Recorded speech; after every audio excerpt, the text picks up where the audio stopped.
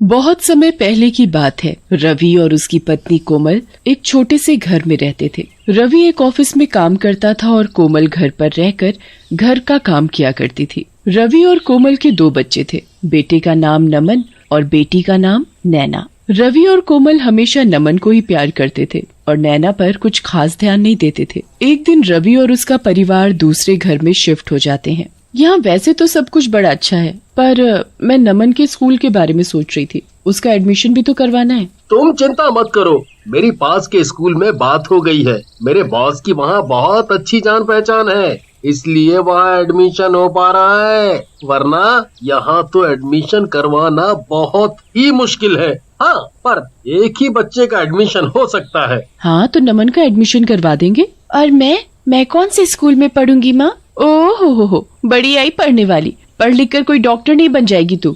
आखिर एक दिन शादी करके अपने घर ही जाना है तुझे, समझी? नैना बहुत रोती है, पर कोई भी उसकी बात सुनने को तैयार नहीं होता। कुछ दिन बाद से नमन नए स्कूल में जाना शुरू कर देता है। एक सुबह वो स्कूल के लिए निकल ही रहा होता है कि तभी नैना उसके कमरे में आती है। देख, मेरा नया बैग, नई बोतल। तुझे पता है मेरा स्कूल कितना सुंदर है, कितने सारे झूले हैं वहाँ। सच्ची? कितना मजा आता होगा ना स्कूल में।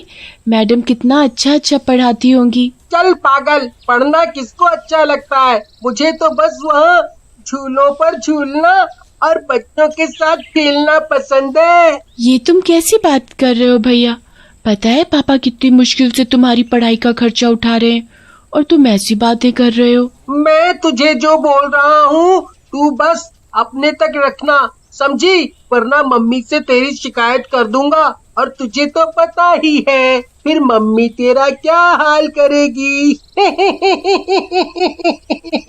तभी वहाँ कोमल आ जाती है। कितनी देर हो गई नमन? चलो जल्दी स्कूल जाओ वरना बस निकल जाएगी। नमन स्कूल के लिए निकल जाता है। नैना पूरा दिन अपनी माँ के साथ घर के कामों में ही हाथ बटाती रहती है। उसे स्कूल न जाने का बड़ा ही दुख होता था, पर वो कुछ भी नहीं कर सकती थी। एक रात नैना को नींद नहीं आ रही होती तो वो खिड़की पर जाकर खड़ी हो जाती है और बाहर की ठंडी हवा ले रही होती है। नैना खड़ी खड़ी स्कूल के बारे में सोच ही रही होती है कि तभी उसे आवाज आती है, B80 बैट, C80 कैट। अरे, ये इतनी रात में बच्चों के पढ़ने की आवाज कहाँ से आ रही है? नैना और ध्यान से लगाकर सुनने की कोशिश करती है तो इस बार फिर से उसे आवाज आती है, चलो बच्चों, अब अपनी हिंदी की कॉपी निकालो, मैं आज तुम सबको एक कहानी सुनाऊंगी। अरे, ये तो किसी टीचर की आवाज है जो बच्चों को पढ़ा रही है। पर इतनी रात में कौन सी टीचर बच्चों को पढ़ा रही है?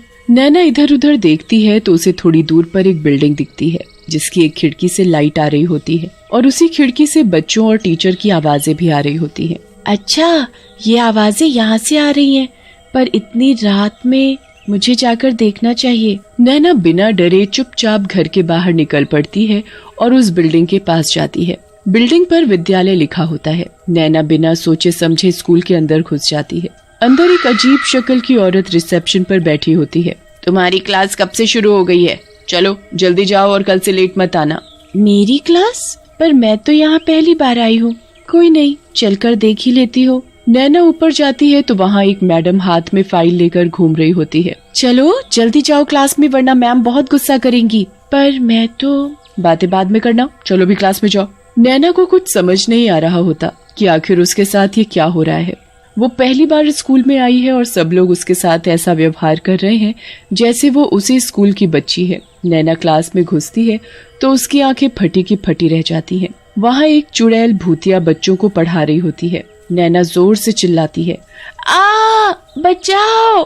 शोर मत मचाओ, दिख नहीं रहा बच्चे टेस्ट कर रहे हैं और तुम इतनी देर से क्यों आई हो? चलो अब अंदर आकर बैठो और कल से लेट मत आना। नैना को कुछ समझ नहीं आ रहा होता कि वो क्या करे। उसकी डर के मारे वहाँ से भागने की भी हिम्मत नहीं हो रही होती। अब क्या बाहर ही खड़े रहना है? बोला न अंदर आकर बैठो, चलो जल्दी आओ। जी मैडम। नैना चुपचाप एक खाली सीट देखकर वहाँ बैठ जाती है। नैना की सीट पर पहले से ही एक नया बैग, उसमें नई नई किताबें, नई बोतल और बहुत सी चीज होती है। वाह, ये तो कितना सुंदर है। ये सब तुम्हारा है, चलो अब तुम भी अपनी कॉपी किताब निकालो। नैना अपने बैग से कॉपी और किताब निकालती है। बाकी भूतिया बच्चों के साथ पढ़ने लगती है। चुड़ैल टीचर बच्चों को बड़े ही प्यार और अच्छे से पढ़ा रही होती है। नैना अपनी पढ़ाई में इतना खो जाती है कि उसका डर कुछ ही देर में अपने आप खत्म हो जाता है। वो पूरा ध्यान लगाकर चुड़ैल टीचर का पढ़ाया हुआ समझती है और उसे बड़ा ही मजा आता है। क्लास होने के बाद चुड़ैल टीचर सबको टॉफी भी देती है। Thank you madam. अब कल टाइम से स्कूल आना, ठीक है? फिर तुम्हें रोज टॉफी मिलेगी। ठीक है मैडम। पर एक बात याद रखना। क्या बात मैडम? यही कि किसी को भी इस स्कूल के बारे में नहीं बताना, वरना कोई तुम्हें यहाँ दोबारा नहीं आने देगा। मैं किसी को नहीं बताऊंगी। नैना के स्कूल की छुट्टी रात के 3:45 पर हो जाती है और फिर वो अपने घर आकर चुपचाप सो जाती है। नैना अगले दिन उठती है पर किसी को भी रात की बात के बारे में कुछ नहीं बताती, क्योंकि उसे डर होता है कि उसके स्कूल के बारे में जानने के बाद उसके माँ बाप उसे दोबारा वहाँ नहीं जाने देंगे। नैना इसी डर से रात के स्कूल वाली बात किसी को भी नहीं बताती। नैना को तो बस पढ़ने का इतना शौक होता है कि उसे कोई फर्क ही नहीं पड़ता कि उसे आधी रात में एक भूतिया स्कूल में जाना पड़ रहा है और वहाँ पढ़ने और पढ़ाने वाले सब भूत चुड़ैल हैं। नैना रात के 12 बजने का इंतजार करती है। जैसे ही 12 बजते हैं वो दोबारा उसी भूतिया स्कूल में पढ़ने जाती है और खूब मन लगाकर पढ़ती है। कितना अच्छा लग रहा है यहाँ, कितना सब सीखने को मिल रहा है। सच में मुझे भी पढ़ने का बहुत शौक है। पर तुम सब भूत कैसे बन गए? ये टीचर भी। एक दिन इस स्कूल में आग लग गई थी और बहुत से बच्चे और टीचर उसमें जलकर मर गए। इस स्कूल का मालिक भी उसी में जलकर मर गया। उस दिन से ये स्कूल बंद है, पर हम लोग आज भी अपनी मैडम से पढ़ते हैं। नैना रोज रात को उस स्कूल में जाती और सभी भूतिया बच्चों के साथ क्लास में बैठकर पढ़ाई करती। कभी कोई चुड़ैल उन्हें पढ़ाती तो कभी कोई चुड़ैल, पर सभी चुड़ैल टीचर बड़ी ही अच्छी होती हैं और वो सब बच्चों को खूब प्यार करती हैं।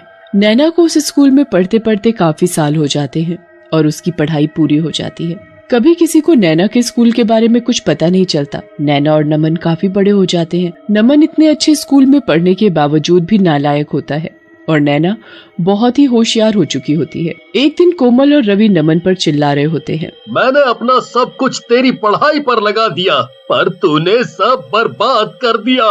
जब देखो फेल फेल फेल। अब तो हद हो गई है। मेरे पास अब एक पैसा नहीं बचा जो मैं तेरी पढ़ाई पर लगा सकूं, समझा? आपने मेरे ऊपर पैसे लगाए हैं तो कुछ एहसान नहीं किया है, और मैंने तो अपनी तरफ से पढ़ाई की है ना। अब मैं फेल हो गया तो हो गया, इसमें इतना क्या गुस्सा हो रहे हो? हे भगवान, इस लड़के को तो जरा भी शर्म नहीं रही। नमन पढ़ने में कभी ध्यान नहीं देता और ऊपर से वो दिन पर दिन बहुत ही बदतमीज होता जा रहा था। धीरे धीरे उसने घर से पैसे तक चुराने शुरू कर दिए थे। एक दिन जब रवि और उसका परिवार रवि के बॉस के घर एक पार्टी में जाते हैं तो नमन वहाँ भी चोरी करने लगता है और नमन का बॉस उसे रंगे हाथों पकड़ लेता है। ये वही है ना जिसका मैंने एडमिशन करवाया था। देखो तो आज मेरे ही घर में चोरी कर रहा है। रवि, तुम्हें कल से ऑफिस आने की कोई जरूरत नहीं है, समझे? सर, मेरी क्या गलती है? मैं चोर के बाप को नौकरी पर नहीं रख सकता, अंडरस्टूड? नमन की हरकत की वजह से रवि की नौकरी चली जाती है। कुछ ही समय में वो लोग सड़क पर आ जाते हैं। उनके घर में खाने को एक दाना भी नहीं होता। नैना को ये सब देखकर बहुत दुख होता है। वो आस पड़ोस के बच्चों को पढ़ाने लगती है और घर का खर्चा चलाने लगती है। जब ये बात रवि और कोमल को पता लगती है कि उनकी बेटी नैना बच्चों को पढ़ाती है तो वो बड़े हैरान होते हैं। नैना तो कभी स्कूल ही नहीं गई, तो फिर वो दूसरे बच्चों को कैसे पढ़ा सकती है? यही बात सोच सोच कर तो मैं भी परेशान हूँ।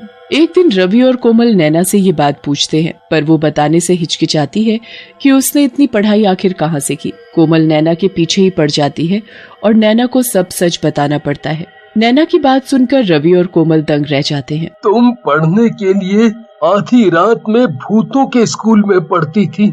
ये सब हमारी गलती है। हमने कभी तुम्हारी पढ़ाई को अहमियत नहीं दी, जबकि तुम्हारे अंदर पढ़ने की कितनी लगन थी। हमने उस लड़के पर सारे पैसे लगा दिए, इसने हमारी इज्जत तक मिट्टी में मिला दी। हमें माफ कर देना बेटी। रवि और कोमल को अपनी गलती का एहसास होता है। नैना उसके बाद कभी उस भूतिया स्कूल में दोबारा नहीं जाती, पर वहाँ की टीचरों को हमेशा दिल से धन्यवाद करती है।